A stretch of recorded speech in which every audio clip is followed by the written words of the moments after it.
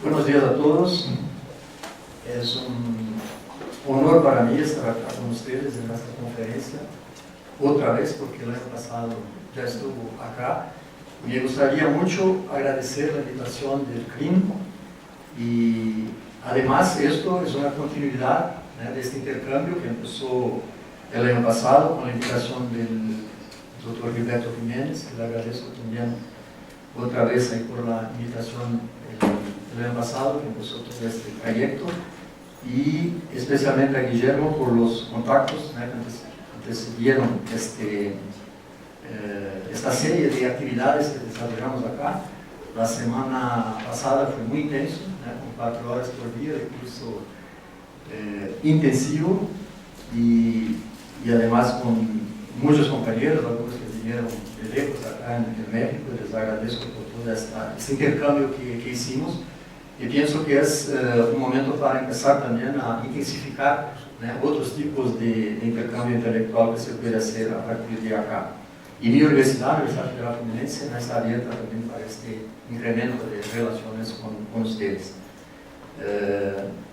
Me parece muy importante la actividad del CRIM, porque está relacionada con una filosofía multidisciplinar, y eso es muy importante hoy, especialmente cuando también se involucran las cuestiones territoriales. Creo que si hay una cuestión que puede decir que es multi o transdisciplinar, es la cuestión del espacio y del territorio.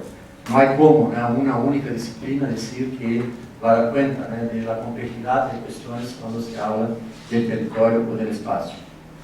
Bueno, lo que traigo a ustedes, incluso para hacer algo también un poquito diferente para los que pasaron acá toda la semana con el curso, yo denominé de una manera muy amplia en el territorio, poder y desterritorialización, una mirada latinoamericana, porque parto del principio de que todo pensamiento tiene un contexto geohistórico donde está ubicado, y eso me parece muy importante, fundamental para que se comprenda cómo se piensa el espacio, cómo se piensa el territorio a partir de ese contexto. Nosotros en América Latina, sin duda, tenemos una serie de cuestiones específicas en el ámbito territorial, que son del ámbito latinoamericano, y por lo tanto en las ciencias sociales también, y en la geografía en particular, se puede decir que se piensa también el territorio a partir de estas cuestiones, de estas problemáticas que se ponen en el ámbito latinoamericano. Bueno, es un poco larga mi charla, espero que ustedes tengan paciencia, pero empezaré por una discusión más general, que nosotros ya estamos acostumbrados en este dilema de cómo definir el territorio a partir de la propia definición de poder. Y me inspiro acá también en el trabajo de Michel Foucault, que creo tiene una posición respecto de su definición, de su manera de proponer una concepción de poder, que es muy interesante porque nunca olvidó de la dimensión espacial o siquiera de la dimensión territorial del poder. Está muy presente en su trabajo. Y además yo puse ahora, creo que en el título anterior no había este guión de desterritorialización, un proceso conjunto, donde es importante también problematizar en qué medida, a partir de la realidad de las problemáticas latinoamericanas, se propone un juego, si se puede decir así, entre espacios mejor delimitados, lo que nosotros denominamos de una lógica zonal de organización del espacio y del territorio, y en términos de organización también de los movimientos de resistencia en América Latina. Pienso que es una cuestión importante para nosotros pensarnos también a partir de ahí y de alguna manera no exagerarnos también en esta interpretación del territorio y del espacio a partir de el constante movimiento, simplemente los flujos de la fluidez, ya que estos movimientos en América Latina demuestran momentos en que es casi que imprescindible de hacer un cierto paro y una cierta delimitación un poco más clara del territorio, a veces como estrategia casi de sobrevivencia de estos grupos. Bueno, empezando entonces de una manera muy amplia, hablar de la actualidad de las cuestiones territoriales en el contexto latinoamericano, y las diferentes concepciones de territorio y de territorialización que están por detrás de estos movimientos. Y de ahí se puede hablar desde una territorialidad o un proceso de desreterritorialización desde arriba y otro que se puede denominar desde abajo, ¿no? Para diferenciarlos, porque son posibilidades de construir también el concepto de territorio de manera diferenciada. De una manera más amplia, pero después me deteniendo un poco más en los territorios que yo llamo desde abajo, no hay duda que para el Estado hoy en su recomposición, ¿no?, tiene muchas estrategias de control territorial que yo denomino de contención territorial, contención de la pobreza, contención de los grupos subalternos en determinados espacios, sea de las ciudades, sea de regiones en escalas un poco más amplias, como se pasa, por ejemplo, con la construcción de nuevos muros, que fue una charla entera que tuvimos acá durante la semana pasada, y es una investigación también que yo desarrollé durante los últimos años en Río de Janeiro.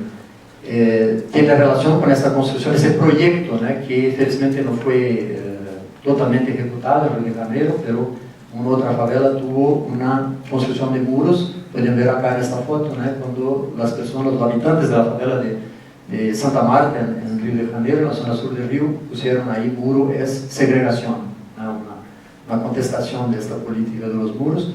Y otro, un muro que yo denomino de muro ducto, que es una especie de canalización, ¿no?, y selección de la circulación dentro de la ciudad, entre comillas, protegiendo, ¿no?, la circulación de una gran autopista entre el aeropuerto y el centro de la ciudad, donde también evita, ¿no?, que se mire, ¿no?, que el turista cuando llega a Río mire la gran favela de Maré. Bueno, también en estos territorios que se puede decir desde arriba, ¿no?, se puede decir que también, obviamente, las grandes empresas también tienen toda una estrategia territorial propia, ¿no?, y por lo tanto se puede decir también de ahí una concepción también propia de lo que sea el territorio.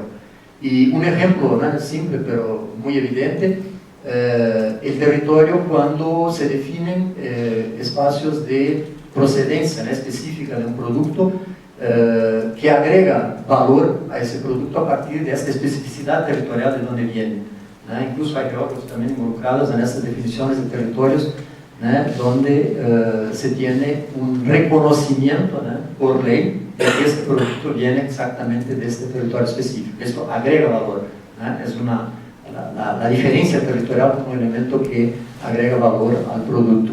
Y hay incluso un libro que salió en 2009, ¿no?, que se llama Design de Territorio, ¿no?, que hasta qué punto, ¿no?, llega la importancia y la involucración del término territorio en estos discursos, cuando el design del producto debe acercar al consumidor del territorio. Incluso el design del producto tiene que tener esa aproximación con el territorio. Bueno, lo que nos interesa más, ¿no?, son los territorios que se pueden denominar de subalternos o desde abajo. Todos esos movimientos en América Latina, ¿no?, que se organizan utilizando en sus discursos, en sus prácticas, ¿no?, cuestiones explícitamente territoriales. En un primer momento, ¿no?, más antiguo, este movimiento, por ejemplo, en Brasil, de los sin tierra, donde se pone, ¿no?, la base, se puede decir así, es una cuestión de clase, ¿no?, cuando reivindican la tierra, ¿no?, la redistribución de la propiedad privada. Entonces, ese movimiento que empieza en los años, en el pasado de los años 70 para 80 en Brasil, la organización de estos grupos en el sur y después se proyecta por todo el país, y hoy con involucraciones y organizaciones a nivel más global, ¿no?, demuestra que empieza como una lucha por la tierra, ¿no? Los sin techo también, que hoy hay una serie de movimientos, ¿no? Yo estuve hace poco en Argentina y he podido ver estos grupos, ¿no?, que están ahí, aparecen también en esta foto, la ciudad de Tucumán, donde tomaron un terreno, un lote ahí de la iglesia. Y estas reivindicaciones por la tierra, ¿no?, se incorporan también el discurso, ¿no?, sobre el territorio, que tiene su especificidad. Más que por tierra, estamos luchando también por territorio. Y estas luchas por territorio son muy interesantes porque ahí hay una posibilidad también de nos acercarnos de estas luchas para rehacer nuestra propia concepción de territorio a partir de ahí, ¿no?, cómo esos grupos en sus prácticas de resistencia también de alguna manera rehacen la concepción de territorio que tenemos. De alguna manera hay un rehacer de la propia concepción a partir de la propia práctica de estos grupos. Paradigmático de este movimiento de lucha por la tierra y por el territorio, el movimiento en Bolivia, la marcha por la dignidad y el territorio de 1990, hace ya 23 años por lo tanto, donde este movimiento que empezó en las tierras bajas de Bolivia, después se amplió a las tierras altas, empezó un movimiento muy intenso de reterritorialización en el ámbito de los grupos subalternos, no solamente en Bolivia, pero es paradigmático de todo el movimiento en América Latina en sentido más general, donde se dicen ahí la noción de territorio se impuso en el debate público, asumido también por los pueblos campesinos indígenas de tierras altas, pero había empezado en tierras bajas, como parte de su agenda política, y empezó a abrirse entonces una brecha dentro de la propia legislación boliviana. Tenemos también un momento muy importante, la Constitución brasileña de 1988, cuando define la condición de pueblos tradicionales y la posibilidad entonces de reivindicación de territorio por estos múltiples grupos que se autodenominan de pueblos tradicionales. Fue reconocida por la Constitución brasileña de 88. Aunque en los últimos años se haya disminuido ese reconocimiento para estos grupos de sus territorios, es un movimiento que permanece muy importante y fuerte en el ámbito brasileño. También es interesante destacar, y al final voy a retomar este ejemplo de los indígenas guaraníes en el cono sur de América del Sur, Bolivia, Paraguay, Brasil y Argentina, donde se concentran estos grupos. Hicieron ya 3 grandes encuentros que denominan encuentros continentales, y el último en Asunción en 2010, donde dicen en su documento final, un documento casi oficial de este encuentro: la tierra y el territorio son derechos inalienables de la nación guaraní, son la vida de nuestras cosmovisiones, condición que nos permite ser libres y autónomos. Yambaé, un término ahí en guaraní. Esta fotografía es de un grupo guaraní que, durante un trabajo de terreno que hicimos en la frontera de Brasil con Paraguay, vinieron de otra región de Brasil, de Mato Grosso del Sur, donde fueron expulsados por un gran propietario, y vinieron a intentar ocupar una tierra dentro de una ciudad, Guaíra, la frontera con Paraguay.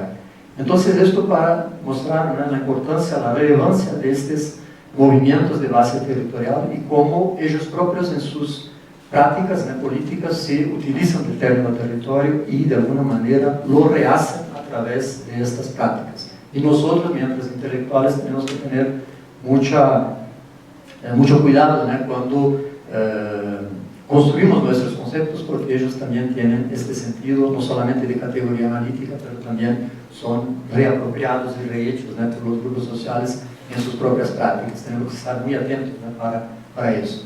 Bueno, algunos autores, geógrafos, propusieron varias concepciones de territorio, no voy a retomarlas acá, pero una de ellas, que siempre pongo como una referencia interesante en este sentido, porque viene también de un estudio empírico relacionado con grupos subalternos y con pueblos que se pueden denominar también de pueblos tradicionales, pero en un otro contexto, el contexto de la Polinesia o Micronesia, una región geográfica de difícil localización, porque son términos que los europeos pusieron sobre estas múltiples islas del Pacífico, donde este geógrafo francés Don Messon ha hecho su trabajo, la isla de Tuba, y donde los propios habitantes se utilizan una denominación para se denominar, se considerar como grupo, mambres, hombres, lugares, donde el espacio es una condición inherente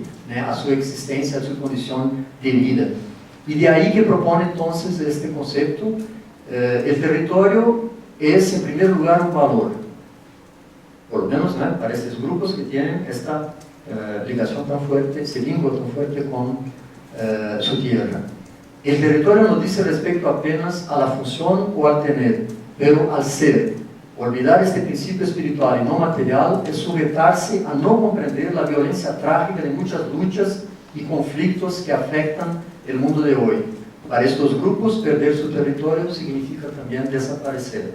Esto creo que está muy cercano de esta concepción anterior que hablamos de los indígenas guaraníes, como para ellos perder el territorio es perder su propia condición identitaria, existencial.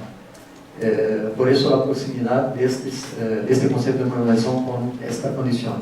Pero importante ahí también acordarnos que no estamos proponiendo esta concepción como una concepción genérica de territorio.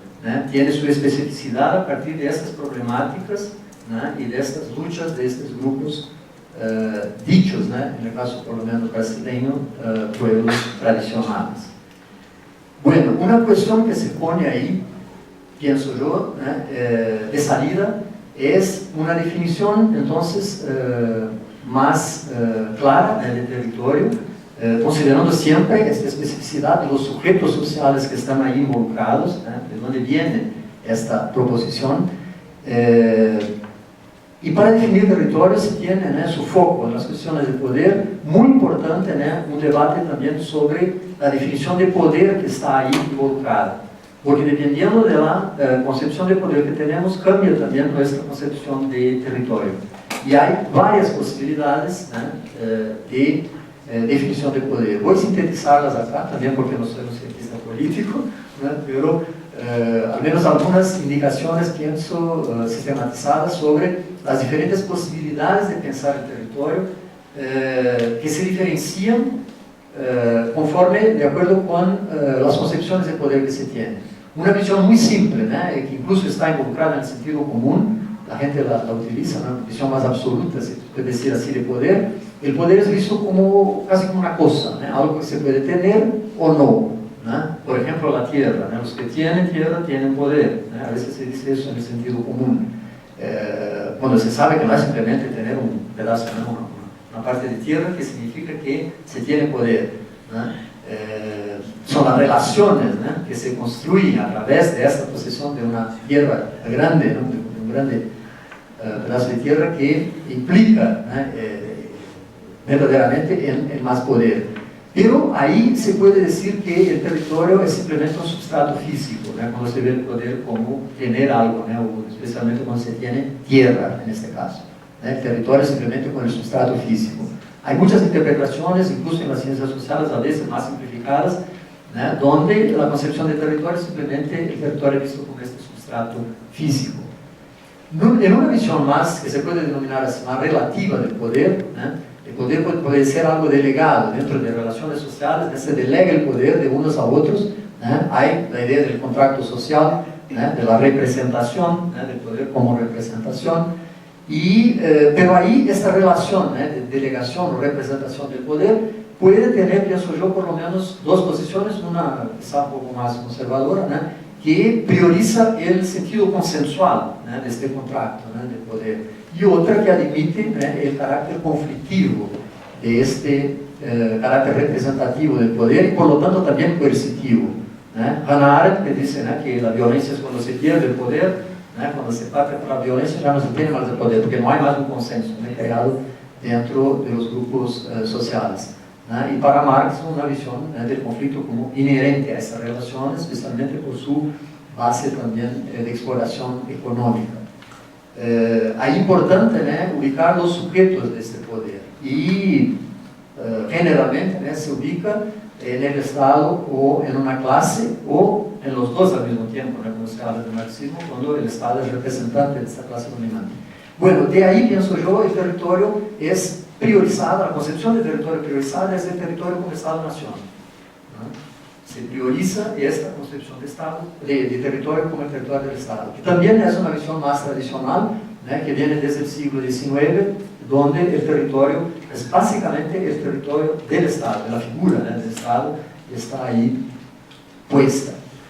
Bueno, una concepción un poco más amplia quizá, el poder como, no solamente como coerción, pero también como consenso, en este ir y venir entre coerción y consenso, como en la construcción del concepto de hegemonía de Gramsci, Pienso que es interesante también pensar el territorio por ahí, donde él pone también una énfasis grande, no solamente la dimensión económica que está por detrás de ese poder político, pero también en una dimensión simbólica del poder, porque para construir la hegemonía tiene que tener también un consenso simbólico, de un conjunto de ideas que está por ahí. Bourdieu conoce muy bien su libro, Poder Simbólico, donde propone esta fuerza del simbólico también por la organización del poder. Y de ahí se puede decir territorio como bloque hegemónico. Se amplía un poco eso, no solamente en el ámbito del Estado, pero también de regiones, el famoso trabajo de Gramsci de la presión meridional, donde propone que hay un bloque agrario en el sur de Italia, se puede decir, y él utiliza en algún momento también en su trabajo el término territorio. Se puede decir que de ahí hay una concepción un poco diferente, pero también involucrada con la idea de Estado-Nación, que define el territorio como bloque hegemónico, donde el poder también tiene una dimensión simbólica. Eso es importante porque vamos a los pocos nos acercando de esta concepción de territorio también como un territorio que involucra relaciones tanto en el sentido más concreto cuanto en el sentido más simbólico. De ahí una propuesta quizá más compleja, en el sentido relacional del poder y por lo tanto también una concepción más relacional del territorio. El poder como relación, y toda la relación social siendo también una relación de poder, como dice Foucault. No hay relación social sin también ser al mismo tiempo una relación de poder. El poder visto entonces a través de sus prácticas. Eso también en la obra de Foucault me parece que está muy claro, muy evidente que él está mucho más preocupado con cómo se da, cómo se ejecuta el poder, cómo se practica el poder, mucho más que una definición teórica, un concepto genérico del poder. Sus efectos. De ahí, por lo tanto, su preocupación con la espacialidad del poder, porque el poder cuando se ejecuta tiene también que construir un espacio todo el tiempo. El territorio ahí como acción, como movimiento involucrado en esas relaciones sociales de poder, como dicen Deleuze y Guattari, cuando dicen que se construye el territorio también por la repetición del movimiento. Cuando se repite un movimiento también es una forma de controlar el espacio, por lo tanto de tener y ejecutar el poder. El territorio como un proceso de control de accesibilidades, como dice Robert Sachs en este libro, que ya se tornó un clásico en geografía sobre la territorialidad humana. Pienso que también es una visión relacional del territorio, por lo tanto, del poder que está ahí insertado. O aún en una visión más reciente, un libro reciente de Stuart Allen, cuando dice que el territorio hace parte de las tecnologías del poder. Y él está inspirado también en Foucault cuando dice eso, el territorio como una tecnología del poder, una técnica que se ejerce. Bueno, el poder entonces como coerción, consenso, y también creo que tenemos que, con esta mirada latinoamericana sobre el territorio, enfatizar, destacar la dimensión de la resistencia también que está involucrada ahí. Y como dice Foucault, la resistencia no es el otro del poder, la resistencia es inherente a las relaciones de poder. Incluso solo hay poder cuando se puede también salir de él. Un poco así, una visión un poco chistosa de leer, pero que propone que la resistencia no es el otro del poder, pero un componente inherente a las relaciones de poder. Siempre hay alguna manera de recomponerlo en otras bases, si se podría decir así. Bueno, de ahí entonces se puede hablar también de territorios de resistencia, territorios que se oponen a esta visión desde arriba, de este poder que muchas veces está sobreenfatizado en estas concepciones anglosajonas y europeas de eurocéntricas, si quisiera decir también, de territorio.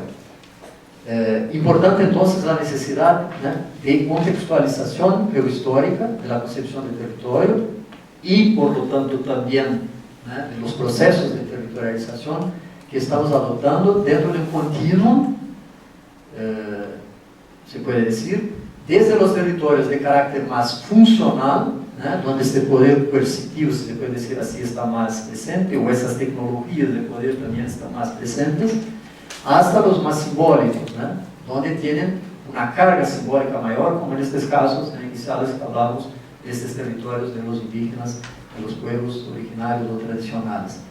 De ahí que se puede también hablar de una territorialidad, cuando se enfatiza en esta dimensión más simbólica, hasta el punto de que en algunos casos puede existir una territorialidad en este sentido simbólico, y no existir un territorio en el sentido efectivo de su construcción efectiva material, se puede decir así, en este largo continuo entre territorios de carácter más funcional en una punta y territorios de carácter más simbólico en la otra.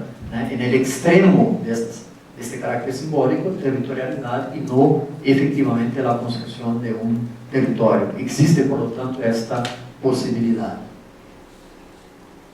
Bueno, se queda ahí clara que tenemos una lectura de Foucault que nos interesa porque él es uno de los grandes autores que habla del poder y que habla también de la dimensión, nunca olvida la dimensión espacial del poder.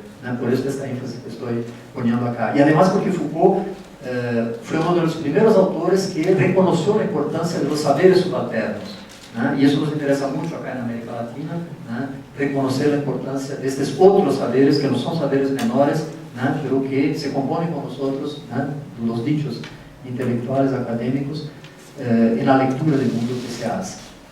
Foucault dice que el verdadero problema para él es el problema de poder, está involucrado con esa cuestión. La gran problemática que él está intentando contestar o comprender es la cuestión del poder.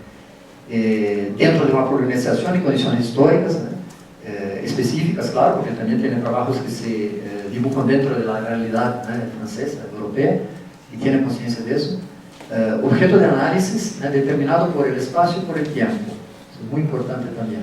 Para él los grandes dilemas, y él propone una visión más amplia, que el siglo XIX pone como gran dilema la miseria y la exploración económica. Quizá de ahí el nacimiento del marxismo en el ámbito del siglo XIX, a través de esa gran problemática puesta por el capitalismo de la miseria y de la exploración económica. En el siglo XX, él dice, ahora quizá el gran problema sea el exceso de poder. El exceso de poder que marca el corazón, por lo menos del siglo XX, y eso quizás se extiende hoy también por el nuevo siglo XXI, este exceso de poder cuando hoy identificamos esta proliferación de estados de excepción en el mundo. Creo que también es otra mirada, y desde América Latina también muy presente, en nombre de la seguridad, esta recomposición del poder, incluso con leyes de excepción que se tornan casi que la regla, como dice Agamben. Bueno, él dice, se ha tornado absolutamente revoltante, ¿Es revolvente? Que da rabia, pues. Y eso, que nos da rabia. No sé cuál es la mejor palabra. Indignante, muy bien. Absolutamente indignante, el fascismo, el estalinismo, el exceso de poder del aparato de Estado, de la burocracia, y se podría decir igualmente de los individuos unos con los otros. Eso está en el libro, la traducción brasileña, ditos y escritos, el volumen 4. Disculpa por intenté una traducción para el español, pero tiene muchos errores ahí también. Un énfasis, por lo tanto, como decíamos, por Foucault, al ejercicio, a las técnicas de producción de las relaciones de poder. La cuestión en términos teóricos, no existe una teoría general, si vamos a buscar así en Foucault, de poder, pero un sistema de dispersión regular, un término que él utiliza, que me parece interesante, porque permite también estas contextualizaciones diferenciadas geohistóricas en múltiples contextos que se rehacen esas conceptualizaciones. Respecto, por lo tanto, que tiene a los múltiples saberes, y por lo tanto se puede hablar a través de su proposición sobre el poder de macro y de micropoderes.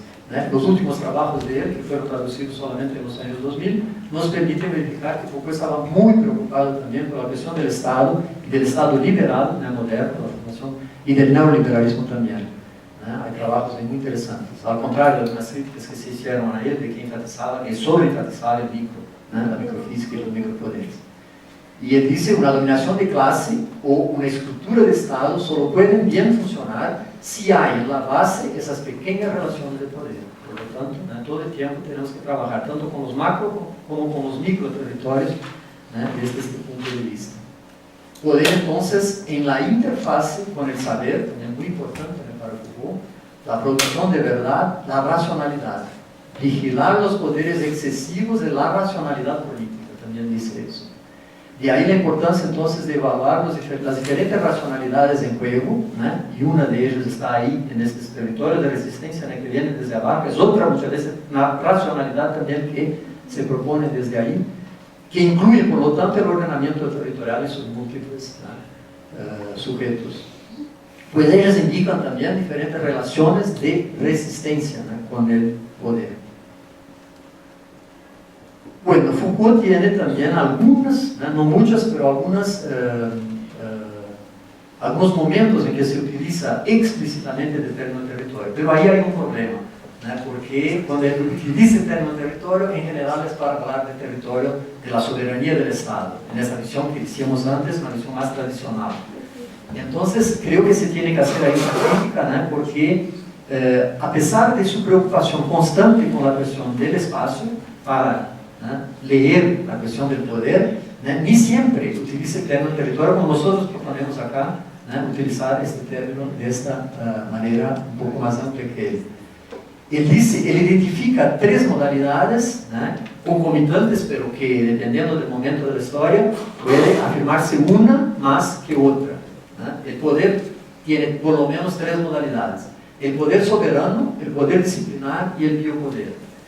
El mundo moderno inaugura estas tres modalidades que están conjuntamente siendo rehechas, pero que en algunos momentos de la historia una puede se poner sobre la otra. Y cada una de ellas tiene también una espacialidad más propia. El poder soberano, donde obviamente está la soberanía del Estado, hay una especie de pacto territorial para control de fronteras, control de un espacio por la figura del Estado. El control, ahí sí utiliza el término territorio, como esta base física, donde el Estado legitima su actuación y propone toda una jurisdicción propia. El poder disciplinar ya cambia un poco la escala prioritaria de ejecución, de transformación de este poder. Se trata del control más, no tanto del territorio en sí mismo, como él dice en la primera condición del poder soberano, pero acá el control de los individuos, y de los individuos sobre todo mientras individuos cuerpos, en cuanto a individuos cuerpos. Por eso toda una microtecnología del poder para organizar los espacios también a este nivel. En cuanto que en el biopoder, la cuestión central es la cuestión de la seguridad y por lo tanto un control otra vez más amplio de la población, de eso que Foucault denomina de la población. El hombre que se lee mientras entidad biológica que se reproduce, la población como este conjunto, esta lectura del hombre como un conjunto de individuos, especie que se reproduce. De ahí el surgimiento, por ejemplo, al final del siglo XIX, de la estadística, con la gran ciencia del Estado, para el control numérico, el control estadístico de la población en sus múltiples variables. Bueno, entonces, al trabajar con el poder y en su relación con el espacio, dice que todo poder en cuanto a práctica es también espacial. A pesar de utilizar términos diferentes como territorio, más para el poder soberano, espacio disciplinar, más para el poder disciplinar, y medio, que es un concepto también que él relee a partir de la proposición inicial de Newton, de Isaac Newton, cuando habla que es el espacio donde se da la circulación. Eso me parece muy interesante porque el medio, como el espacio del biopoder, que tiene toda una importancia contemporánea, significa que hoy la preocupación del poder hegemónico es con el control de la circulación, el control de los flujos, como dice Foucault, la separación de los buenos de los malos, de las circulaciones que se deben ser estimuladas y las que no deben.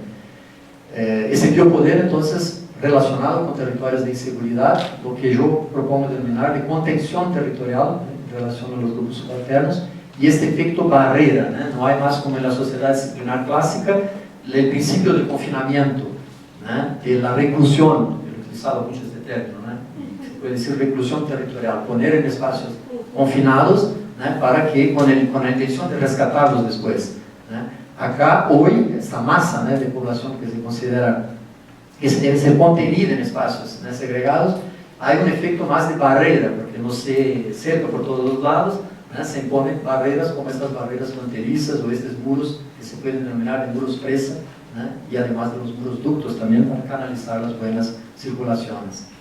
Bueno, y ahí entonces nos viene la pregunta, ¿y la desterritorialización desde abajo? Que el Foucault no está tan presente, porque está muy preocupado con ese tratamiento y hasta priorizaba estos poderes a partir de los grupos hegemónicos, pero siempre con la posibilidad, abriendo esa posibilidad de poner procesos de resistencia. Los procesos al mismo tiempo entonces de subordinación y resistencia territorial, al poder soberano, al poder disciplinar y sobre todo hoy al biopoder. Importancia de una relectura entonces a partir de nuestra realidad latinoamericana, porque estos ejemplos de que partimos cuando empezamos creo que son muy interesantes para mostrar hasta qué punto se puede en la realidad latinoamericana identificar procesos de reterritorialización desde abajo. Y claro, nunca separados de esto que denominamos territorios desde arriba, porque hay toda una involucración, hay una complejidad, contradicciones y ambivalencias en estos procesos, y una de ellas me parece muy interesante de ser trabajada, que voy a hacer referencia después, que son esos territorios zonales que el Estado proporciona, entre comillas, para estos grupos tradicionales en sus circuitos de reproducción. Bueno, hay ahí entonces una crítica posible a ese discurso que se puede denominar también de eurocéntrico sobre la desterritorialización, y eso ya lo hicimos con bastante detalle en el libro El mito de la desterritorialización, pero me gustaría retomar aunque rápidamente algunos puntos para enfatizar que es una crítica al discurso dominante sobre estos términos y que muchas veces tiene una raíz, una visión muy eurocentrada. Por ejemplo, el territorio, eso que hablamos hace poco, considerado mucho más en su dimensión hegemónica, estatal, funcional y material.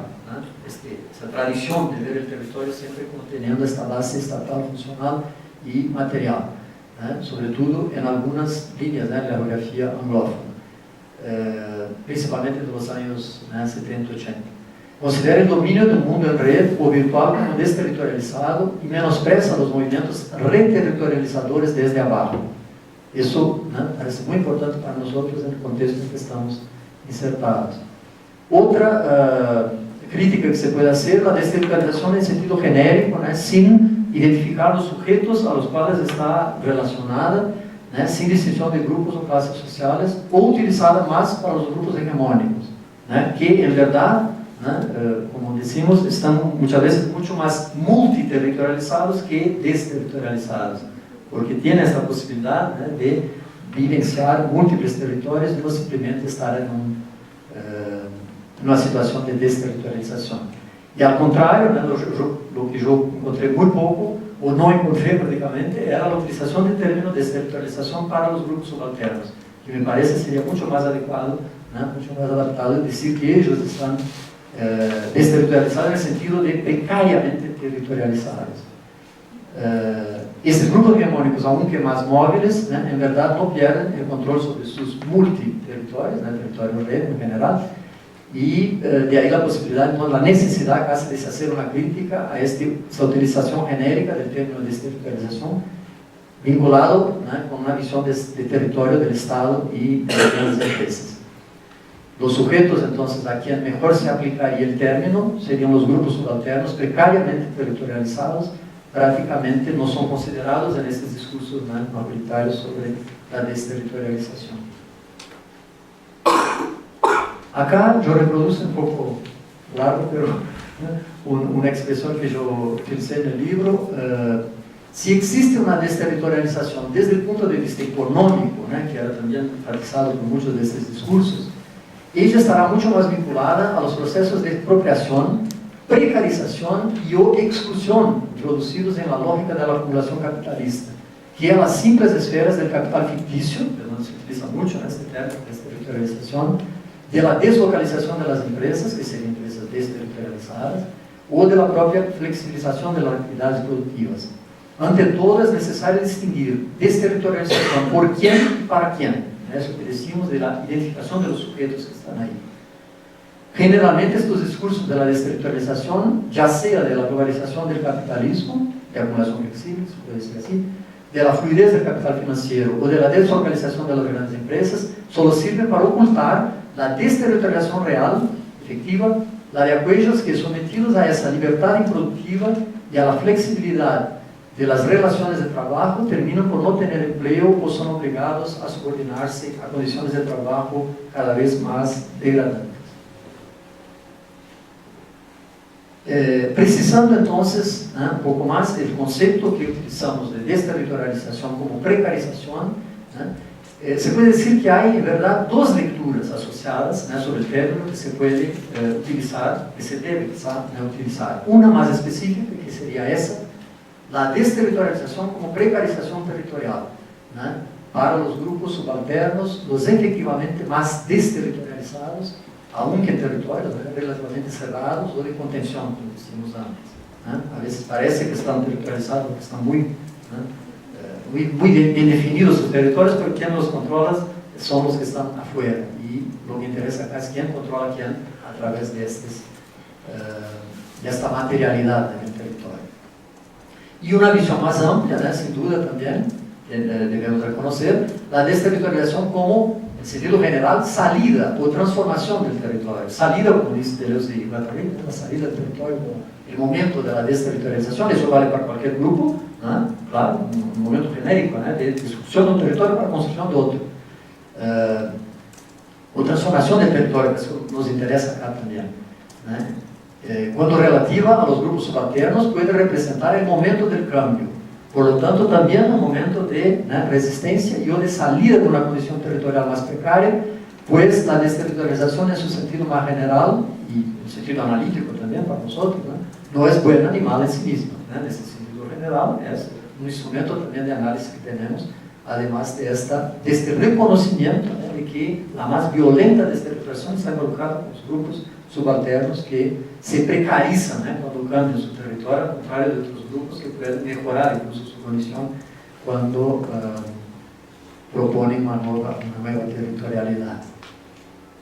Bueno, lo que se podría decir, volviendo al inicio, las cuestiones acá de territoriales desde América Latina, desde arriba sin duda hay reterritorialización del propio Estado, en este sentido que decimos de varios momentos en que la excepción en el Estado se torna casi la regla, cuando se pasa por encima del propio poder legislativo y se imponen leyes desde el poder ejecutivo. Eso es muy frecuente hoy en Brasil por el nombre de los Juegos Olímpicos, el nombre de la rapidez con que se tiene que actuar, se proponen leyes y se aplican sin pasar por una consulta mínima de un conjunto sea de los representantes que están en el poder legislativo, sea de la población que va a ser afectada por estas leyes. Entonces, eso que se denomina, y que Foucault también denominaba una sociedad de seguridad, yo pienso que es mejor decir de inseguridad, para hablar siempre de este doble rol, eso aparece muy claro hoy también en la realidad que yo vivencio en Río de Janeiro con esos territorios de vigilancia en toda la ciudad. Acá yo leía anteayer en el periódico la cantidad de millares de cámaras que van a ser puestas en la ciudad de México, además de las que ya hay. Y Río de Janeiro hoy tiene el mayor centro se llama COR, Centro de Operación en Río, que controla por cámaras en un sistema tan sofisticado cuanto uno que fue construido en Nueva York. Fue casi una condición para la realización de los Juegos Olímpicos y la Copa del Mundo, la construcción de ese gran centro operacional que cuando se entra, yo he hecho una visita con un estudiante que está estudiando ese tema en Río, y es impresionante el poder que tienen de lo que yo llamo la geografía bruta de Río de Janeiro, que está representada ahí en la pantalla. Una pantalla gigantesca que fue donada por la Samsung, que es la mayor pantalla que hay en América Latina, y que parece que cuando se llega en la sala y se llega por arriba, parece que está en la NASA.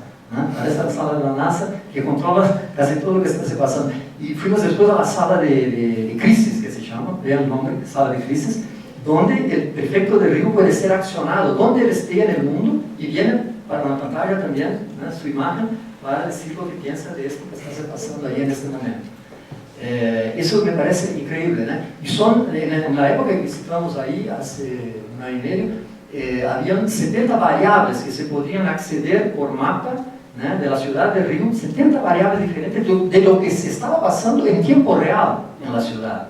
Un control de las redes, ¿no?, los camiones, por ejemplo, de basura, la red eléctrica, la red, todo lo que está pasando, ¿no? Y incluso también las cámaras que hay, ¿no?, principalmente en la zona sur de Río, se puede accionar a partir de ahí. Entonces es un gran centro de operaciones, ¿no?, para gerenciar también, ¿no?, los momentos de emergencia, como se dice en sentido más general, de ese capitalismo de emergencias, ¿no?, o de catástrofes que se dice, como Naomi Klein propone, que me parece un término interesante, ¿no?, que va a gestionar, ¿no?, las emergencias y también, de alguna manera, también crearlas. Bueno, lo que nos interesa, ¿no?, más, desde abajo, esa reterritorialización subalterna en juegos complejos de resistencia dentro del propio aparato estatal. Porque no hay duda que en América Latina, este ejemplo de Bolivia quizás sea más paradigmático de un intento de recomposición de la propia figura del Estado a partir de abajo, un intento de cambio, de legislación, de nuevas proposiciones en términos de lo que nos interesa acá, de reordenamiento territorial, o por lo menos de reconocimiento de múltiples territorialidades a partir de estos grupos, que se llaman siempre los originarios o pueblos tradicionales. Yo doy como ejemplo porque es lo que conozco un poco más. Bueno, pensar el territorio de América Latina significa también pensar los saberes y luchas subalternas en el interior y en el rehacer de las propias lógicas territoriales zonales, incluso por medio del Estado, con todas sus contradicciones y ambivalencias.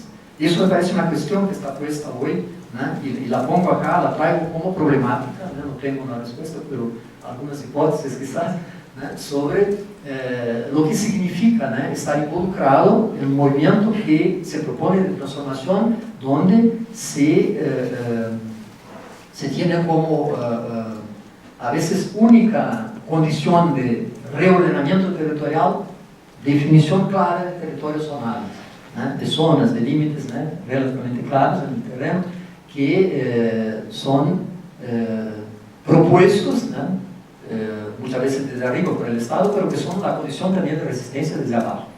Eso, en este juego ahí de contradicciones y ambivalencia, quería hablar un poco de esa cuestión, en América Latina, de esta lógica territorial zonal que se propone, como un proceso complejo y ambivalente, que al mismo tiempo viene desde arriba del Estado y es una manera también de conquistas desde abajo, de los grupos, especialmente en el caso de los grupos de los pueblos originarios y los pueblos tradicionales, como se dice en Brasil.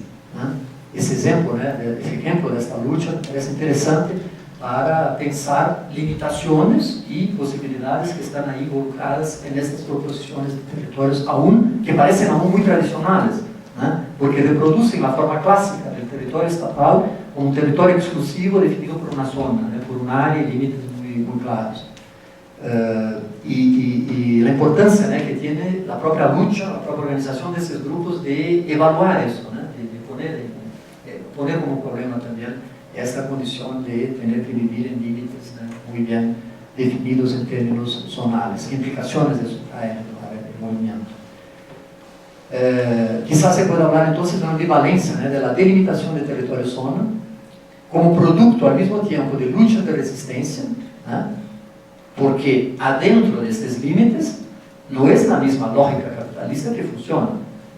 Hay una utilización, un usufructo colectivo de la tierra, y por eso también el carácter de resistencia, aunque delimitado de una manera que parece más tradicional, representa una lógica de utilización de la tierra diferente, y por eso, por lo menos en Brasil, hoy una resistencia muy grande de los grandes propietarios y de grandes empresas en contra de ese proceso que venía un poco, de alguna manera, creciendo, de tierras que se transformaban en territorios de utilización común, porque ahí se congela la utilización privada de alguna manera, y algunos espacios de Brasil no son tan pequeños. Aún hay esa posibilidad, por lo menos para los indígenas, de mantener. Se sabe que eso es muy contradictorio, muy violento, porque también esos grupos a veces abren esos territorios para algún tipo de utilización desde alguna empresa o del propio Estado, en el sentido de los militares, por ejemplo. Entonces sería producto al mismo tiempo de lucha de resistencia y de políticas estatales específicas, que se puede decir también de contención, no hay duda. En Brasil, por lo menos, son espacios a veces muy alejados que sobraron para estos grupos. Y los dejan ahí, en situación a veces muy precaria, muy precaria. El caso quizá más radical sea de los indígenas de Mato Grosso del Sur, donde se quedaron en reservas, entre comillas, de espacios muy chicos, y en situaciones muy precarias y donde no tienen lo mínimo ahí para su sobrevivencia cotidiana, y por eso también un proceso de casi de autodestrucción de ellos a través del suicidio, con indicadores muy dramáticos de suicidios en esta región. Eso muestra entonces que también ahí quizás se puede decir un proceso de contención, contenerlos en áreas aunque más alejadas, contenerlos ahí. Una estrategia también interesante ahí, biopolítica también, de resistencia de estos grupos, es la propia reproducción física de los grupos. Los indígenas de Brasil crecen muy rápido, y a veces conscientemente, como una política también de presión, porque se presiona también para tener más espacio de alguna manera. Relaciones también de contiguidad, eso es muy interesante, porque en los espacios zonales, donde todos teóricamente por lo menos tenían que ser del mismo grupo, los que están ahí, tiene ese sentido de contiguidad, estar lado a lado con el otro. Esta relación más directa también que se da generalmente en espacios, especialmente con los espacios más chicos, este carácter zonal del grupo que está ahí ubicado, que refuerzan lazos intracomunitarios y demandan delimitación clara de un espacio. Ese término muy problemático, no voy a entrar, incluso no tengo condición de entrar en este debate del sentido contemporáneo de comunidad. Quizá muchos de ustedes tengan mejores condiciones que yo de debater y contribuir con este debate. En Brasil, por lo menos, un autor que yo he leído hace poco propone un concepto de neocomunidad cuando se habla de estos grupos, de estos pueblos tradicionales, involucrando ahí todo un circuito entre tradición y modernización, modernidad, que también son términos polémicos, pero que reponen esta condición comunitaria de estos grupos, incluso porque ellos propios se autodenominan grupos o comunidades tradicionales. Hay un rehacer también de término a partir de estas prácticas políticas. Y hay una relación entre lo que está adentro de ese territorio y lo que está afuera. Bueno, este sentido de proximidad, de contiguidad que está implícito o inherente a la lógica zonal de organización del espacio, me parece que es interesante. Y como ha afirmado Milton Santos, la proximidad, voy a intentar acá hacer la traducción porque la cita está de su libro en portugués, La naturaleza del espacio. Él dice: la proximidad que interesa al geógrafo no se limita apenas a una simple definición de las distancias. Ella tiene que ver con la contiguidad física entre personas en una misma extensión. Y esos territorios zonales tienen esta característica. En un mismo conjunto de puntos continuos, ellos tienen esa conciencia, que es un espacio común, contiguo del mismo grupo, viviendo con la intensidad de sus interrelaciones, porque la contiguidad es creadora de comunión. Eso me parece rico. La política se territorializa con el confronto entre organización y espontaneidad, este juego, esta creación de comunión por un lado, que puede ser o más espontánea o más dirigida. Y en este caso es muy interesante también porque el Estado también está involucrado en estas políticas de definición de estas áreas. De alguna manera hay una revalorización hoy, interesante, política también, de la contiguidad espacial, y al contrario de esos discursos genéricos, de la fluidez de las redes, también tienen que pensar los momentos de la contiguidad, de lo estar lado a lado del otro, del continuo también en el espacio. También es interesante pensar la perspectiva política que está involucrada en estas condiciones.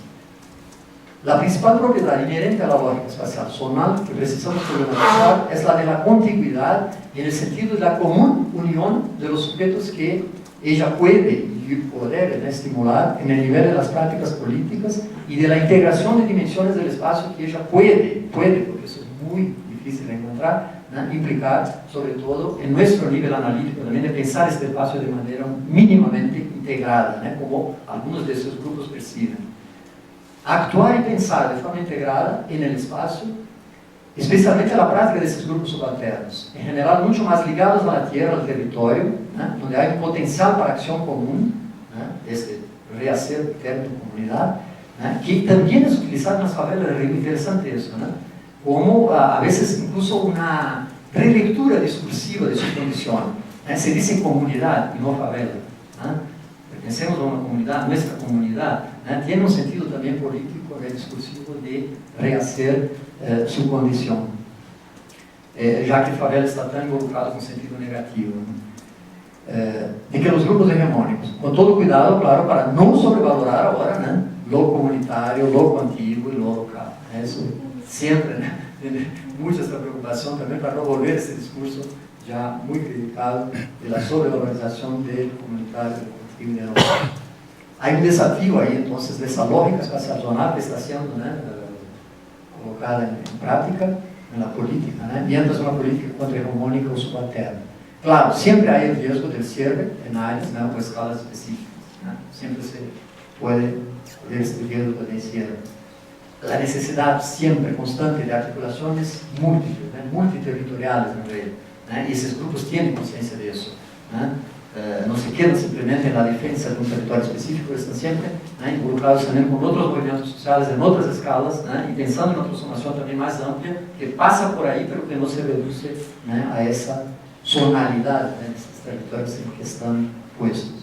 Accionamiento entonces de múltiples niveles escalares, más allá de la acción política administrativa de las áreas al servicio de los grupos hegemónicos, y la acción de los zapatistas acá, la primera quizá que tuvo conciencia de esta necesidad de juego, de escalas y de intersecciones en red, de movimiento sin tierra también en Brasil. El espacio contiguo, lado a lado, no como simple superficie homogénea, sino como escalón, no sé si se puede decir así, en portugués hay una palabra patamar que no encontré traducción, pero quizás sea un patamar, un nivel, un grado, degrau también, como se dice en español. Puede ser un escalón, dentro del movimiento que se sube.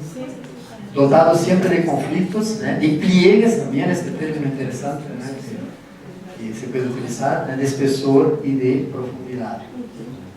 Importante entonces distinguir las cuestiones que pueden ser resueltas a ese nivel y con esta lógica, de alguna manera, y aquellas que exigen otra espacialidad. Un ejemplo muy interesante ahí fue de los consejos comunales venezolanos, que tienen una base territorial zonal muy clara, muy evidente. Y cuando invitaron a Dora Massi para hacer el debate con ellos ahí, ella problematizó diciendo que no se imagina de género en la ciudad donde está ubicada mi universidad, Niterói, quiere analizar una comunidad de pescadores donde las mujeres tienen casi una territorialidad propia dentro de este contexto y una actividad, una parte de la actividad pesquera específica donde están. Nunca van al mar, por ejemplo. Se quedan solamente con los mariscos que se sacan de las piedras, y quiere hacer esta análisis. Yo le dije, bueno, no sé hasta qué punto puedo contribuir contigo, quizá en términos conceptuales, claro, contradictorio, por eso que ella me buscó, pero tiene que buscar otras cosas también. Y hay en Brasil un grupo, y ella es muy dinámica, y ahí aceptó el desafío que propuso y se fue, ya pasó un tiempo con un grupo en Paraná, hay un grupo que se está especializado en geografía de género, tiene un debate incluso conceptual y ya formaron una red latinoamericana, incluso después puedo pasarte algunas indicaciones para tener un intercambio con este grupo que parece que es muy, muy rico porque desarrolla ya hace unos por lo menos 10 años investigaciones sobre el tema en Brasil. Pero que la geografía brasileña no es un tema que tiene una tradición, como tiene en Inglaterra, por ejemplo. La propia Dora Massi, que fue importante en un momento para el debate sobre geografía y género. Entonces lo que puedo es pasarte estos contactos con este grupo que trabaja sobre las diferentes dimensiones incluso del género. Como tengo este debate más amplio sobre espacio y territorio, ellos también incluso me invitaron, salió un libro, el último libro que publicaron, muy interesante, sobre, y también muy interesante metodológicamente, me invitaron para hacer un comentario en la cuarta capa del libro, es sobre los travestis en Brasil, ¿no? Y sus espacialidades y territorialidades. Y como hicieron el libro, muy interesante, le dieron la palabra. Entonces la primera parte del libro son artículos que son la palabra de los travestis, sus experiencias personales, ¿no? Y cómo construyeron sus espacios a lo largo de su vida. Es riquísimo el trabajo, ¿no? Y después vienen artículos, incluso traducidos de autores también europeos que participaron. Pero la primera parte dieron voz, ¿no? Eso tiene a ver un poco con preguntas acá que se hicieron al final, ¿no? de cómo se operacionalizar eso, ¿no? Creo que una manera muy interesante es dar cada vez más voz a estos sujetos que están ahí, ¿no? Involucrados en este sistema de precarización y de subordinación, ¿no? Como son, claro, quizá los grupos de los más marginalizados, ¿no? Este grupo de transgénero, ¿no? En todo el contexto latinoamericano. Entonces, y ahí después hay mapas también de sus recorridos, ¿no? Sus recursos, como hicieron a lo largo de su vida. Muy interesante este trabajo. Entonces dejo esta referencia, ¿no? Para ti, que puede ser desarrollada más. Y la cuestión de la democracia, fundamental, ¿no? Lo que se define hoy por democracia, ¿no? En este sentido de involucrar estos grupos y sus movimientos de resistencia, ¿no? De dar voz también, ¿no? Y cada vez más voz. ¿Cómo hacer? ¿Qué mecanismos, ¿no? Buscar? Yo pienso que hay un universo inmenso ahí por internet, por el, ¿no? dicho ciberespacio, ¿no? Para explotar estas nuevas formas de participación democrática, ¿no? Ese movimiento de junio en Brasil mostró muy bien eso, ¿no? Como que inesperadamente, ¿no? Para un gobierno que decía que todo estaba bien en Brasil, que pasaba una imagen para el mundo de que, ¿no? Brasil era la gran potencia que estaba, ¿no? Se imponiendo y que recibió los Juegos Olímpicos, que recibió la Copa del Mundo, ¿no? Repentinamente aparece, ¿no? Un movimiento tan amplio, ¿no? Y que se articuló de día para la noche en todo el país, ¿no? No se sabe el número de ciudades en Brasil donde hubo gente en la plaza principal de la ciudad que se fue ahí. En mi estado, Rio Grande do Sul, ciudades muy chicas, con 10.000 habitantes, hubo un movimiento y la gente fue a la plaza, ¿no? Aunque un movimiento muy diversificado entre los políticos, pero fue una forma de participación concreta, de ocupación de la calle. Eso me parece muy rico también. Hablamos acá de poder dar continuidad, del estar lado a lado, del estar cara a cara, ¿no? Y eso es el movimiento de calle, ¿no? Cuando se va a la calle, se ve el otro, ¿no? En su diferencia, en su, ¿no? Sus múltiples sensibilidades ahí que están puestas también, porque como una cuestión también política. Entonces pienso que hoy hay varias maneras, ¿no? Formas nuevas de democracia que están surgiendo, incluso desde abajo, como esas que repentinamente, ¿no? La gente por Facebook o por otro medio, ¿no? Se articulan y, ¿no? Hacen un movimiento y una propuesta de cambio. Entonces tenemos que comprender de qué es esta resistencia que se articula ahora de manera diferenciada, ¿no? Y que propone todo el tiempo, tiene el potencial, ¿no? De todo el tiempo poner en cuestión, ¿no? Esta sociedad que está ahí instituida. Eso es un poco lo que Cassollares, un autor que pensaba mucho en los años 80, ¿no? Cuando escribió su libro La institución imaginaria de la sociedad, decía que la sociedad autónoma es la sociedad que todo el tiempo está abierta para reponer sus proposiciones, sus leyes, ¿no? Eso para mí es democracia, ¿no? Esta capacidad de apertura que tiene una sociedad para reevaluarse constantemente, ¿no? Y movilizar a la gente efectivamente para eso, ¿no? Lo que es más difícil quizá, ¿no? La movilización. Y ahí el peso de los medios, ¿no? En este sentido, y que en América Latina hoy creo que hay algunos movimientos muy interesantes sobre la reevaluación de este rol de los medios, ¿no? En Argentina ahora acaban de aprobar una ley de restricción de estos monopolios, ¿no? que hacen nuestra cabeza, nuestra manera de pensar de manera violenta, ¿no? Y que a veces parece que no tenemos salida, pero creo que también por internet se pueden hacer algunos pequeñas salidas ahí que puedan de repente se tornar mucho más amplias en contra de esta visión del mundo mayoritario que es profundamente antidemocrática en su forma de movilización. Y claro que para el planeamiento no tengo respuesta, ¿no? Pero creo que se tiene que pensar formas que, incluso a través de estas prácticas, de estos grupos, ¿no? Cómo se organizan, cómo se movilizan, cómo hacen una relectura incluso de estos planeamientos o reordenamientos que vienen desde arriba, porque también se tiene que estar en medio de ellos. No se puede, ¿no? a imaginar que se va a fundar un mundo completamente distinto, ¿no? De este que está ahí. Por eso yo hablaba acá de las contradicciones de violencia que están siempre involucradas en movimientos de reordenamiento o de planificación o planeamiento territorial regional, ¿no? Cómo encontrar se dice brechas, en medio de estos proyectos que vienen siempre desde arriba. Y eso es un poco lo que se pasa con estos territorios zonales, que por ejemplo en la Constitución brasileña de 88 fueron reconocidos. Fue también una conquista, no fue algo que ha venido simplemente desde arriba, fue una conquista también de esos grupos que se articularon, que hicieron sus, entre comillas, sus lobbies también en el Congreso brasileño para lograr alguna conquista. Entonces no se puede también simplificar, nunca simplificar estos modelos, patrones de planeamiento. ¿Alguien más?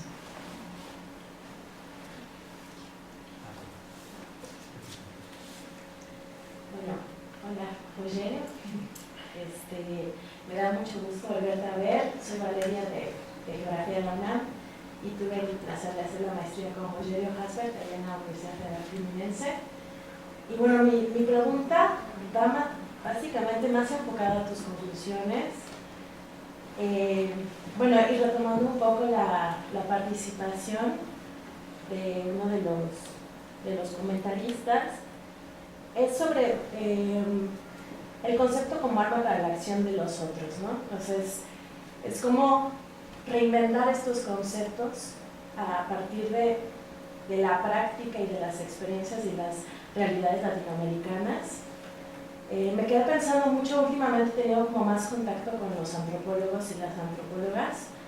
Quise salir un poco de la geografía para tener otras miradas desde el tema del territorio y de la territorialidad. Y no sé si alguno de ustedes aquí sea antropólogo, pero me llamó mucho la atención que todavía, o sea, trabajamos y estudiamos y analizamos muchísimos conceptos en común, pero no dialogamos, nos quedamos en esa frontera, ¿no? Y bueno, y acá, aquí las compañeras también de género, ¿no? Y con los mismos sociólogos, los economistas, y vemos también el análisis tan separado y tan distante, que me llamó mucho la atención bueno, para mí la antropología es una de las áreas como más cercanas a la geografía, y manejar el concepto de transterritorialidad es para ellos como un tema que lo enfocan más desde el transnacional, de la transnacionalidad. Y me causó mucho conflicto también por pensar en esta cuestión de nación o naciones. Y bueno, obviamente estaban hablando desde una concepción y desde un concepto hegemónico de la transnacionalidad, ¿no? De la nación desde la definición del Estado-nación. Y bueno, eso lo vivimos hace poco con otros compañeros geógrafos, que éramos como los patitos feos, como el grano de frijol dentro del arroz, en un congreso internacional de pueblos indígenas, donde efectivamente no tuvimos mucho la oportunidad de enriquecernos, porque fue la única mesa de geógrafos y los únicos que estábamos presentes éramos geógrafos o amigos de nosotros, porque no había un interés como tal, ¿no? Y yo vi una mesa que decía justamente transnacionalidad, sobre todo los indígenas que transitan entre el campo y la ciudad, y me imagino que se habló del tema de los guaraníes y de muchos pueblos indígenas, comunidades indígenas mexicanas que ya crean esa concepción de la comunidad en Estados Unidos. Y bueno, y uno de ellos es Jaime Martínez Luna, que habla del tema de comunalidad, que es uno de los conceptos que desde la visión indígena, pero desde la academia, recrea este nuevo concepto, ¿no? Entonces, pues creo que me parece importante esta reinvención y este diálogo que se está dando aquí en la CRIM. Creo que es uno de los principales objetivos, ¿no? Y bueno, y creer que también, pues aquí tenemos que hacer aquí hay múltiples territorialidades en este mismo territorio que estamos construyendo aquí, y que necesitamos romper esas fronteras para pues entablar más este diálogo, ¿no? Que se me hace bastante interesante. Entonces sí me gustaría que nos comentaras más acerca de estas conclusiones de retroalimentación y de estas reinvenciones de los conceptos, tanto en la parte analítica como en la práctica desde la geografía.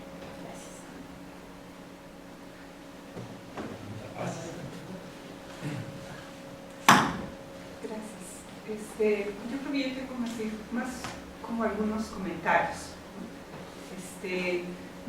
Bueno, pues en el curso me gustó muchísimo, me parece de lo más estimulante, igual que la presentación de hoy. Muchísimas gracias. ¿En serio? Y me quedo pensando en algo que comentamos de pronto en el pasillo, en esta cuestión del...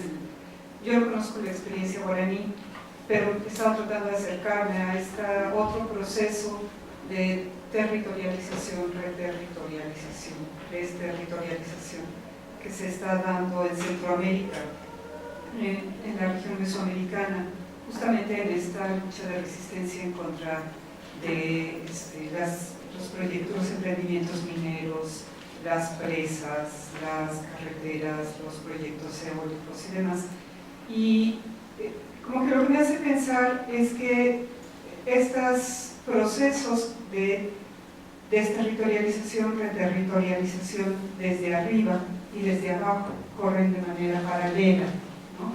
O sea, pensando en este caso mesoamericano, en donde paralelamente hay este proyecto Mesoamérica, de integración mesoamericana desde arriba, para los flujos de mercancía y de energía y demás, o sea, en este gran proyecto Mesoamérica, y que desde abajo, en una abierta defensa de territorios, se exprimen así como de defensa de territorios, se viene construyendo una nueva Mesoamérica distinta, ¿no?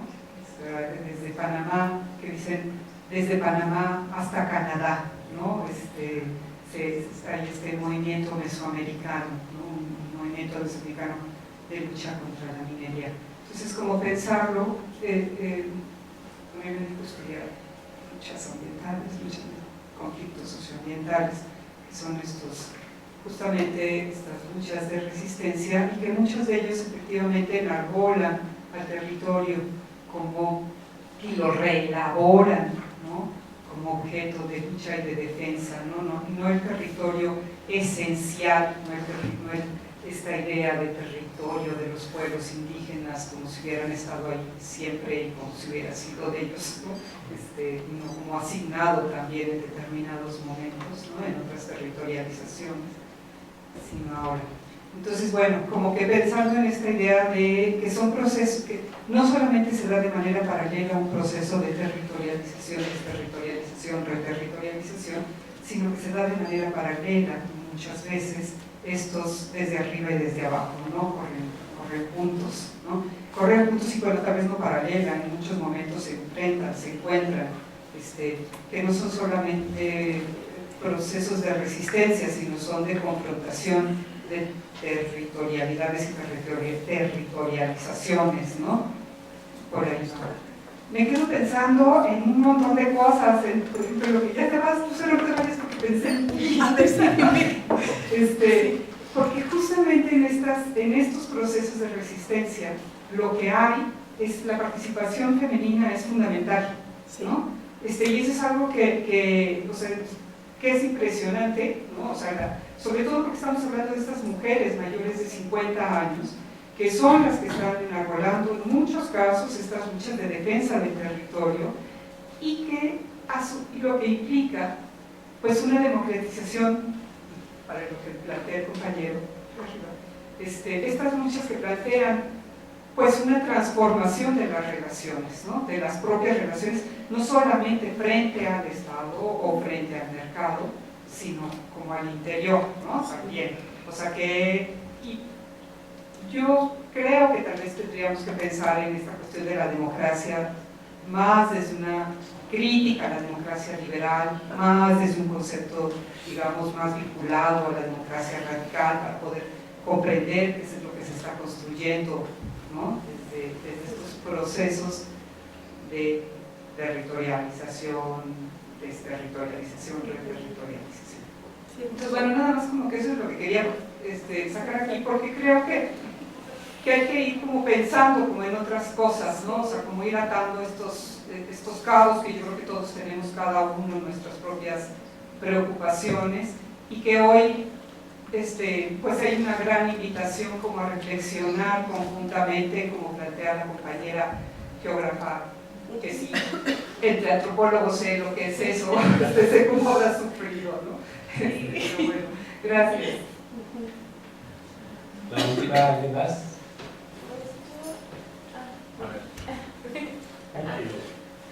La penúltima. Pues muchas gracias por la presentación. Yo soy estudiante de licenciatura de Geografía. Y pues gracias. Ella también. Pues yo no sé ni cómo preguntar esto, pero es que hay algunas, bueno, estoy interesada también en los temas del territorio y de territorialidades, y me llama la atención un poco cuando en un territorio, en una comunidad que se está, que está construyendo su territorio, muchas veces habla de una como especificidad y como que a veces como que pareciera que se cierra, pero por otro lado, como había comentado, por otro lado es una red que se amplía a nivel, no sé, latinoamericano, a nivel como que por un lado pareciera que están como solos, pero no, en realidad están como conectados con otros y pareciera que sus intereses son los mismos, pero la forma en la que ellos como que se autodenominan o se definen a sí mismos pareciera siempre como más. Entonces no sé si en la experiencia, no sé, brasileña, cómo se está viendo todo esto, pero porque a mí todavía me causa como un poco de conflicto. No lo veo como iguales porque pues, no lo sé, no logro como todavía juntarlo. Ajá. Pero sería todo. Gracias. Una más de una vez y ya acabamos.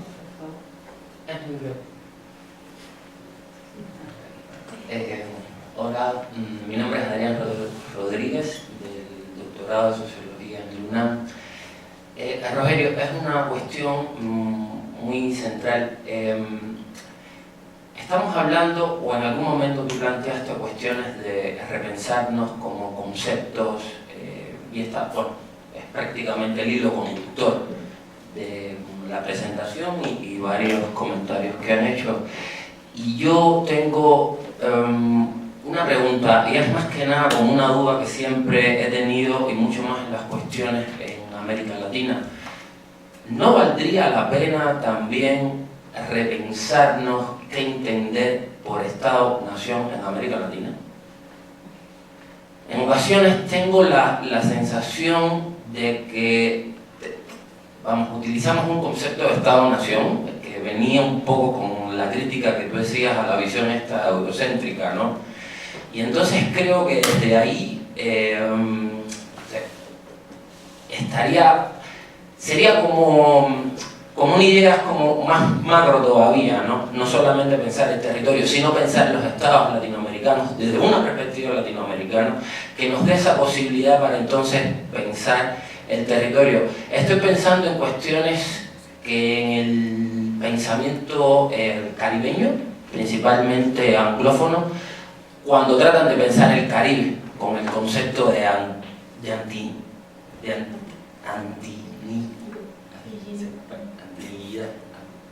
¿Antigenidad? de las Antillas. Vamos a ver, como el concepto de las Antillas para pensar una región y no pensar como en estados nacionales con ideas como centrales, ¿no? Sí, pero es una idea. Después te la puedo buscar el concepto, pero se me fue de la mente. Gracias.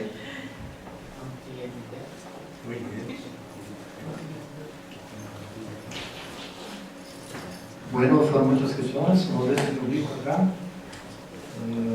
Vale, la primera, mucho gusto verte acá nuevamente, después de un tiempo en Brasil.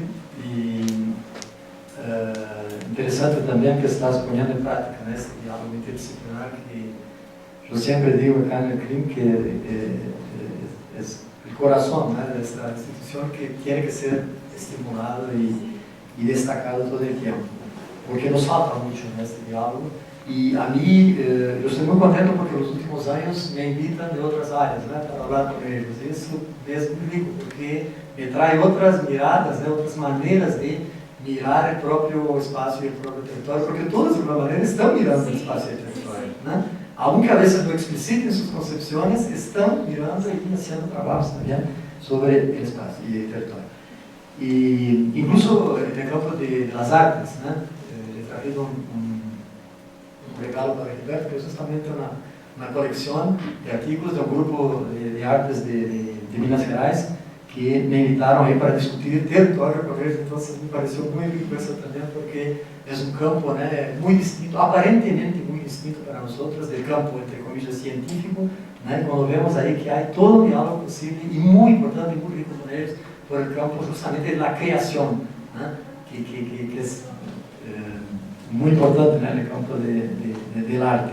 Y el territorio, como dicen Deleuze y Guattari, es también expresivo, ¿no? Nosotros también nos expresamos a través del territorio, y eso me parece otra dimensión que tiene que ser valorada también, porque él va mucho más allá que la simple funcionalidad. Y hablas ahí de este rol, ¿no?, de la categoría de análisis y de la categoría de la práctica. Pienso que es importante destacar acá que hay una especificidad, obviamente, ¿no?, de este carácter analítico, y no estoy acá diciendo que tenemos que ultrapasarlo, ¿no?, por las categorías de la práctica, lejos de eso, porque tenemos también nuestra especificidad, ¿no?, en el ámbito académico. Claro que tenemos, ¿no? El problema es cuando se sobrevalora, ¿no?, esta especificidad que se impone sobre todas las formas, ¿no?, prácticas de utilización y se puede decir así, discursividad de estos conceptos, ¿no?, a través de las prácticas.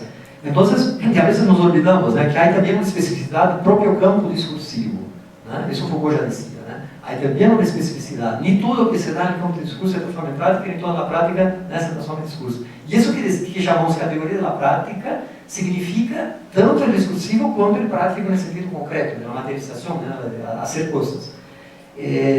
Porque hay una involucración permanente entre, ¿no?, esta recreación de significado, ¿no?, sobre el propio territorio y el rehacer de la práctica política de estos grupos, ¿no? Y a veces incluso anticipa, ¿no?, con una concepción, incluso una mitología a veces, ¿no?, sobre el territorio, ¿no?, que a partir de ahí hacen cosas, pero no se reduce, ¿no?, de una cosa a otra. Es importante también de decir, aunque estamos privilegiando acá también, priorizando, ¿no?, esta involucración, ¿no?, esta necesidad del académico todo el tiempo estar mirando para estas prácticas, o para estos sentidos comunes, o para estos otros saberes, si quieren, ¿no?, para rehacermos nuestras concepciones conceptuadas. Nunca nos olvidamos, ¿no?, de que por más analíticamente, ¿no?, operacional que sea nuestro concepto, ¿no?, no podemos olvidarnos que él es también un arma para nosotros, ¿no?, que van a se apropiar de ese concepto, rehacerlo, ¿no?, o quizá, ¿no?, reintroducirlo en conceptos que ya tenían, ¿no?, utilizando el mismo término, que ya tenían antes, ¿no?, y que nosotros llegamos ahí a veces imaginando que estamos inventando la rueda. Bueno, eso entonces, hablas ahí también de esa transterritorialidad, ¿no?, transfronteriza, es un poco también la de los guaraníes, ¿no? No podemos nos olvidar que ahí están, porque dicen transterritorialidad y pronto después transfronterizos, ¿no? Reivindican esta condición de pasar fronteras, ¿no?, todo el tiempo, ¿no?, de tener ese reconocimiento del propio Estado, ¿no?, de que su condición es específica, es transterritorial. Imponen ahí una otra concepción de Estado de alguna manera, ¿no?, y de nación también, porque se dice nación guaraní, que no es reconocida, ¿no?, el Paraguay es el único país que tiene la lengua guaraní como lengua oficial, pero no representa el ámbito más amplio de toda esta nación guaraní que existe en América del Sur. Eso parece interesante porque tiene a ver también, y ahí paso quizá a tu pregunta también, ¿no?, de la reformulación del Estado en América Latina, que es esta problemática, ¿no?, puesta por los indígenas en Bolivia, de un Estado plurio o multinacional, ¿no?, está reconocido por la Constitución boliviana hoy. Es una manera, aunque puede parecer tímida para algunos, pero es un intento, por lo menos, ¿no?, de rehacer esta figura del Estado en el contexto latinoamericano, ¿no?, que va mucho más allá de la comunidad imaginada, ¿no?, como dice Benedict Anderson, en el contexto europeo, para la nación que a partir de ahí funda la figura del Estado, ¿no? Tiene que, ¿no?, crear un imaginario nacional para configurar esta figura del Estado. Y ahí está un contrapuesto, ¿no?, una contraposición a través de este reconocimiento de un Estado nacional en el caso boliviano. Bolivia es interesante también que yo descubrí por internet, por casualidad, que también se utiliza el término transterritorialidad para una política específica, la política educacional, en la medida que reconoce los múltiples idiomas y culturas dentro de Bolivia, y tendría que tener una política educacional transterritorial que transitase por estos múltiples transitorios lingüísticos y culturales. Pero lo que encontré fue poco, tengo aún que investigar más sobre hasta qué punto fue efectivamente introducida en términos de políticas ahí en Bolivia. Pero pienso que hay algunos elementos dentro de estos intentos de transformación de las constituciones estatales que pueden proponer algo mínimamente, porque ahora se ve también muchas críticas, el gobierno Morales, por ejemplo, pero mínimamente hay embriones ahí de posibilidades de transformación de esta idea de Estado a partir del contexto latinoamericano. Bueno, muchas gracias más una vez por tus intervenciones, que también agregan mucho al debate, y a través de esa experiencia que tienes más concreta con los movimientos acá en América Central y la lucha contra la minería, hablas de Panamá, Canadá, pero pienso que tienen que incorporar la América del Sur, Claro. porque muchos movimientos de la Argentina que yo vivencié hace poco, pero en lo Mendoza. reivindican como esto, como Mesoamérica que va de Canadá a Panamá. Eso es lo que a mí me llamó la atención, ¿no? Mesoamérica. Hay un movimiento mesoamericano de lucha contra la minería, que es justamente transfronterizo, ¿no? Y que se llama mesoamericano, y que dice de Panamá a Canadá la minería no va, ¿no? Y entonces es este lema que a mí me parece como interesante, ¿no? Porque además... Claro, subvierte la idea de Meso, ¿no? Claro, mantiene la idea de Mesoamérica, pero además rompe con esta cuestión de unidades étnicas, ¿no? O sea, no son movimientos étnicos, o sea, no son los mayas o no son, ¿no? Porque empezó siendo como un movimiento de los mayas en Guatemala, Honduras, Chiapas, ¿no? Como este movimiento, y hoy día se constituye como un movimiento mesoamericano, se llama, de lucha contra la minería y de defensa de los territorios, porque lo que plantean es un territorio libre de minería, ¿no? Porque es un territorio de vida, o sea, es toda esta reconceptualización, digamos, del territorio y del propio sujeto que lo construye, ¿no? O sea, una nueva construcción de otro nuevo sujeto, ¿no? Claro. Bueno, de cualquier manera dejo acá la sugerencia que incorpore a América del Sur. Claro. Ya que incorporaron a Norteamérica, que incorporen a Sudamérica también. Me acordé acá también de algo que tiene a ver con la última cuestión que tú propones, ¿no? De estos momentos en que se debe de alguna manera reconocer y producir límites, ¿no? El límite, eso que hablamos acá, ¿no? De definición de una zona, de un territorio zonal, que de manera más simple es un territorio que tiene un límite, ¿no? Más claramente definido. Hay momentos, pero tiene que ser visto como un momento del proceso, ¿no? Hay momentos de procesos, incluso de procesos, claro, de resistencia, que se tienen que poner límites. Una de las funciones del límite, ¿no? Territorial incluso, es estratégico en términos de lucha, porque con el límite incluso territorial, porque ahí está, ¿no? Materializado también esta definición de quién es quién lucha contra quién. Es un momento estratégico también el poner límite, ¿no? Es decir, del lado de acá somos nosotros, desde abajo, se puede decir así, ¿no? Allá están nosotros contra los cuales estamos luchando. Hay un momento de la lucha que se tiene que definir claramente los sujetos que están ahí, en contra, ¿no? Estamos luchando. Entonces pienso que como momento de una lucha, ¿no? Como momento estratégico, el límite es importante, ¿no? No es ahora, ¿no? Poner el dicho ahí que nunca sé decir en español, de poner el bebé con el agua del baño, ¿no? Tirar el bebé con el agua. Tirar el agua. El bebé con el agua de la bañera. Con el agua de la bañera.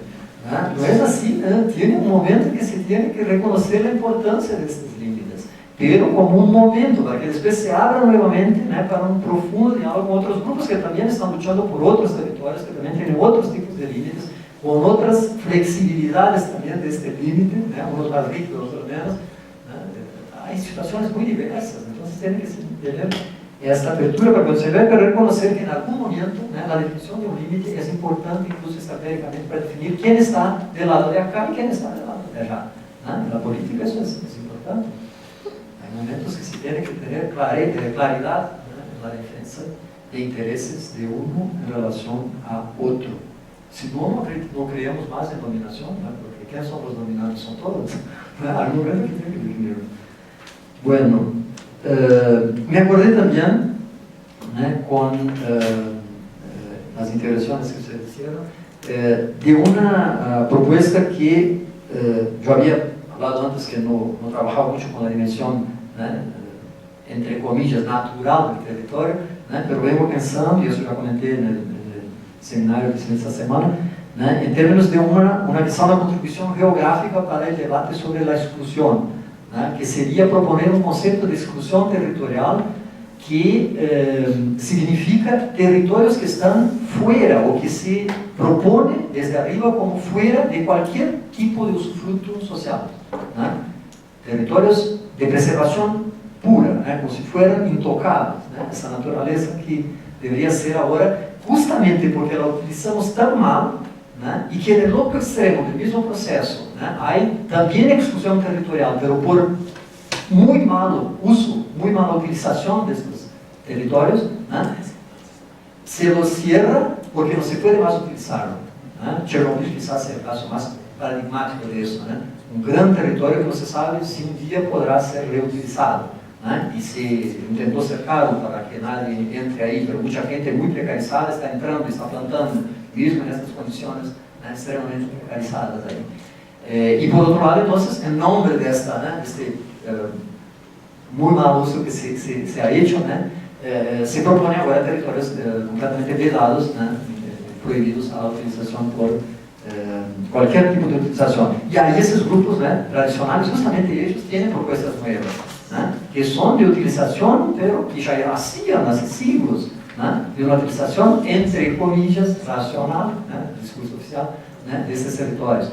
Quizá la primera propuesta muy interesante fue de las reservas extractivistas, ¿no?, que fue objeto de investigación del compañero geógrafo Carlos Walter, ¿no?, en Futuro González, de las reservas extractivistas de los caucheros, ¿no?, en Brasil, que propusieron utilizar, no dejar como una reserva intocable, ¿no?, pero utilizarla de una manera que ya representaba su tradición, ¿no?, de no alterar esta naturaleza, pero aún así usufructuar. Bueno, quería agradecer, entonces estamos terminando, agradecer mucho a ustedes, ¿no?, por las contribuciones. Una de las cosas que más valorizo en estos momentos es también el conocimiento que le traen, ¿no?, incluso por sus experiencias también distintas, ¿no?, eso creo que es un momento muy rico para nosotros de, ¿no?, un intercambio, no es solamente yo que vengo acá, ¿no?, para decirles algo, pero mucho más que eso, ¿no?, todo un intercambio que se traduce y que creo va a continuar también los próximos 2 días con los investigadores acá. Y Guillermo, muchas gracias por la invitación. Creo que me hace un aplauso.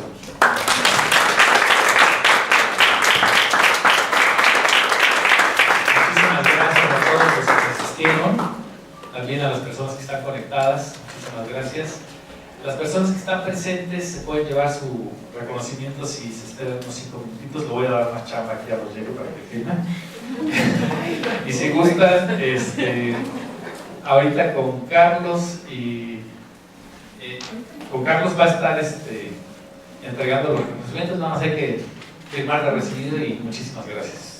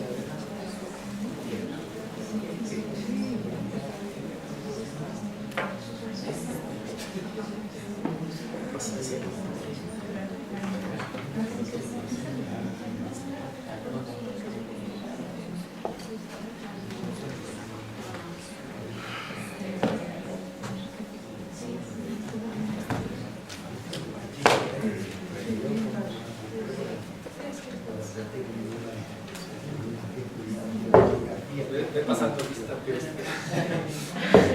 Estás en orden.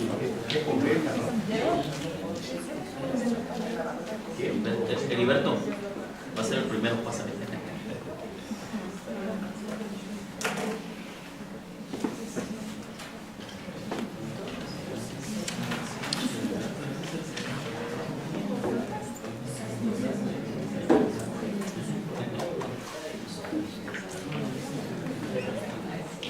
Carla.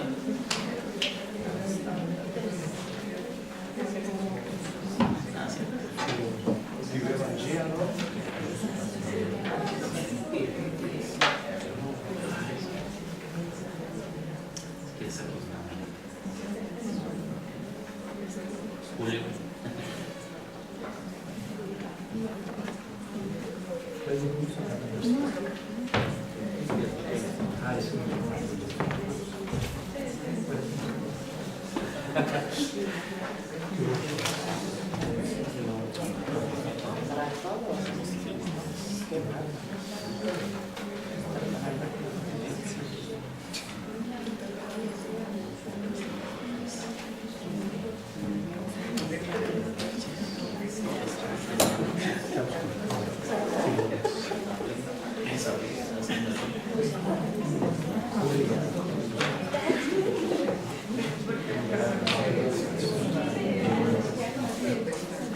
Abril.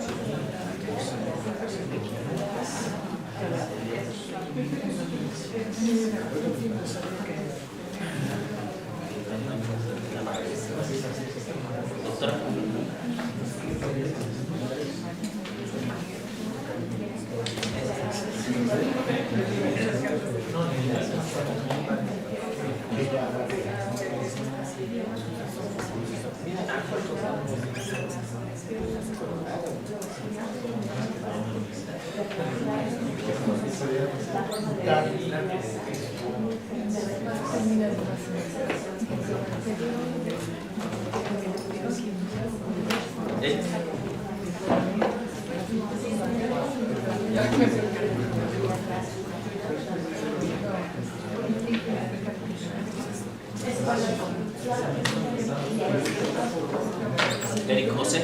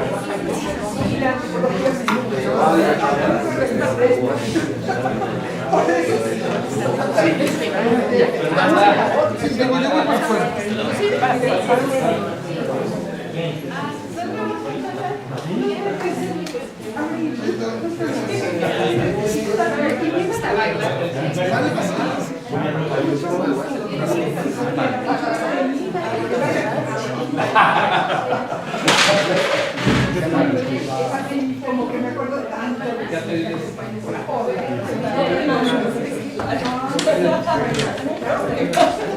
Ortega.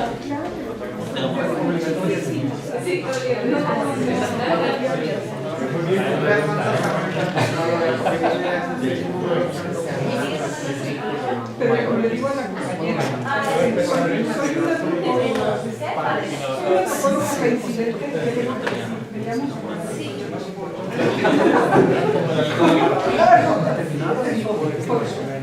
y lo que quiero es salir de ahí. A mí no me... Pero parecía que los historiadores no...